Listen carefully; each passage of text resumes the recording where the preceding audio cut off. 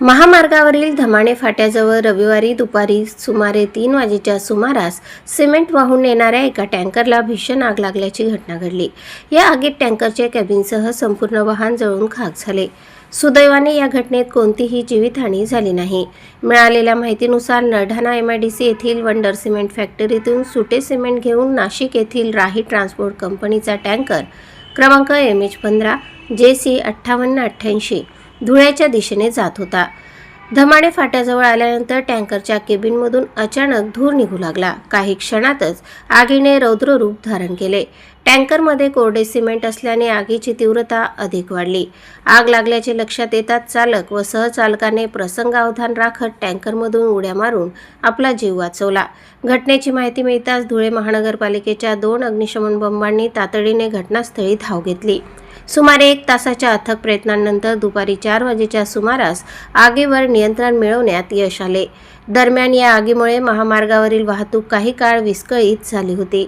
सोनगीर पोलिसांनी तात्काळ हस्तक्षेप करत सोनगीरकडून धुळ्याकडे जाणारी वाहतूक दुसऱ्या लेनवर वळवली। सोनगीर पोलीस ठाण्याचे पोलीस उपनिरीक्षक रवींद्र बागुल, PSI किरण राजपूत, मुन्ना शेख, नितीन जाधव व यशवंत महाले यांनी घटनास्थळी चोख बंदोबस्त ठेवला। आगीचे नेमके कारण अद्याप समजू शकले नसून संध्याकाळी उशिरापर्यंत या घटनेची नोंद सोनगीर पोलीस ठाण्यात झाली नव्हती।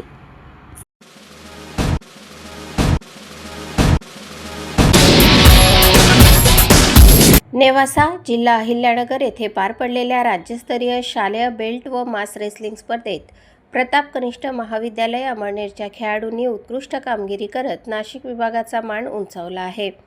क्रीडा व युवक सेवा संचालनालय, महाराष्ट्र राज्य आणि जिल्हा क्रीडा अधिकारी कार्यालय अहिल्यानगर यांच्या संयुक्त विद्यमाने 2 ते 4 फेब्रुवारी दरम्यान ही स्पर्धा शिस्तबद्ध व उत्साहपूर्ण वातावरणात पार पडली।